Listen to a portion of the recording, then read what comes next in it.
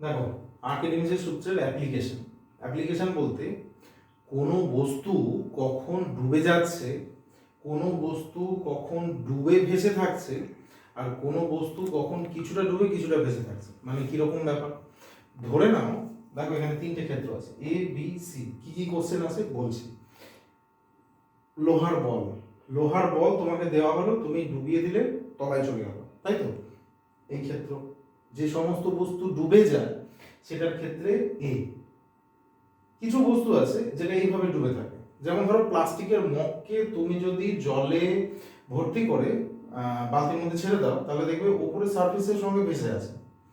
কাঠের টুকরো ওইভাবে ভেসে থাকে। প্লাস্টিকের জলের বোতল বা কোল্ড ড্রিঙ্কসের বোতলগুলো তুমি ভর্তি করে নিয়ে ছেড়ে দাও, ওইভাবে ভেসে থাকবে। কিছু ডুবেও যেতে পারে।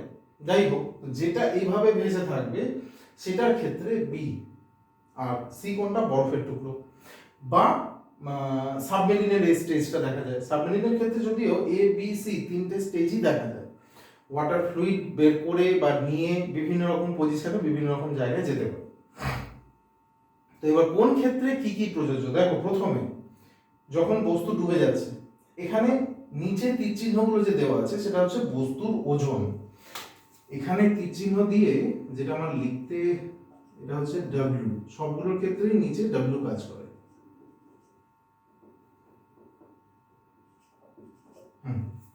এবার দেখো, নিচে সবগুলোর ক্ষেত্রে ডব্লিউ কাজ করছে, আর উপরে ডব্লিউ ড্যাশ। মানে কি?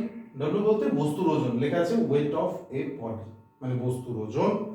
ডব্লিউ ড্যাশ মানে কি? ওই আমি বললাম একটু আগে, তরলের ঊর্ধ্বমুখী চাপ, আপথ্রাস্ট, ঊর্ধ্বমুখী চাপ, অর ফোর্স অফ বুয়ান্সি বা প্লবতা, যেটা উপরের দিকে কাজ করছে। এবার প্রথম ক্ষেত্রে যখন বস্তু ডুবে যাচ্ছে তখন কি হচ্ছে? W greater than W dash. মানে কি? ডব্লিউ মানে বস্তুর ওজন। বস্তুর ওজন যখন প্লবতা অপেক্ষা বেশি হবে তখন বস্তু ডুবে যাবে।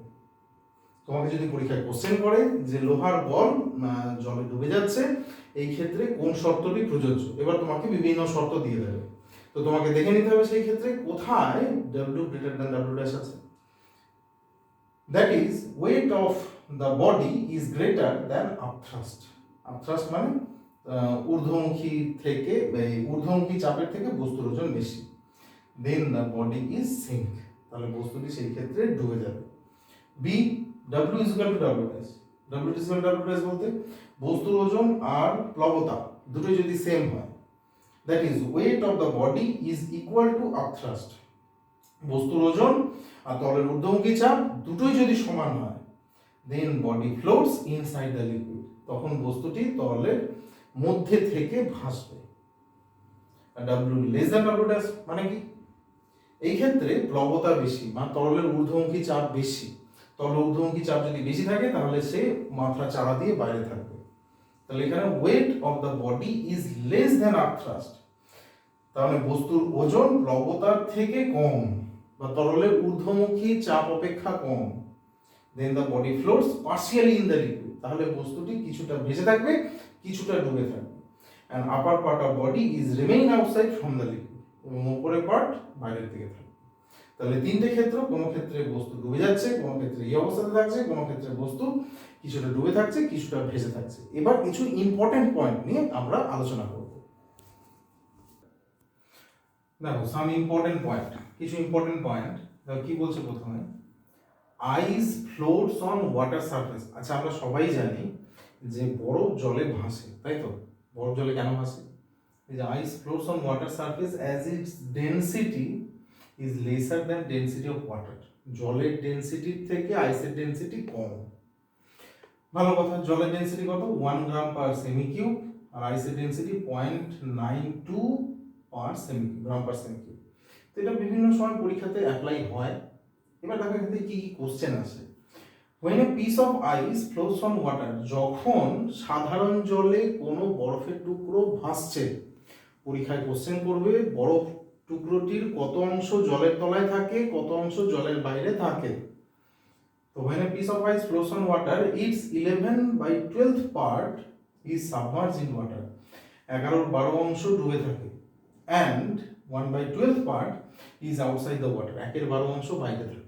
তাহলে সাধারণ জলে 11/12 অংশ ডুবে আর 1/12 অংশ বাইরে থাকবে। আচ্ছা, ভালো কথা। ইন সি ওয়াটার, এবার সেটা যদি সি ওয়াটার হয়, এটা বিসিএস এসেছিল অ্যাজ ইট ইজ, এটাই এসেছিল, আর অন্যান্য পরীক্ষাতে এই কোশ্চেনটা দিয়েই থাকে।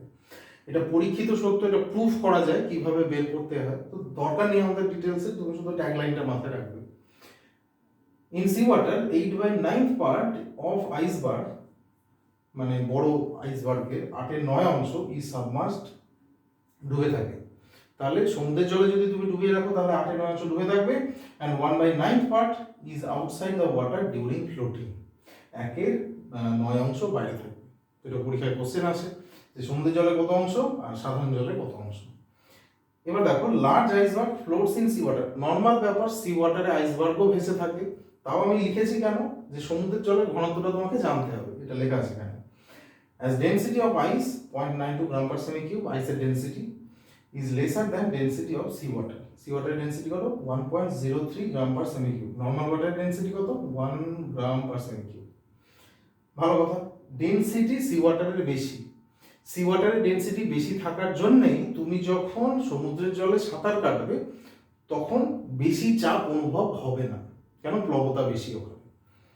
ইট is easier to swim in sea water than in river water, তাহলে রিভার ওয়াটারের থেকে সি ওয়াটারে সুইমিং করতে গেলে বেশি প্রেশার পাওয়া যায় না, খুব সুবিধে হয়। ঠিক আছে, এবার আমরা নেক্সট টপিকে যাব।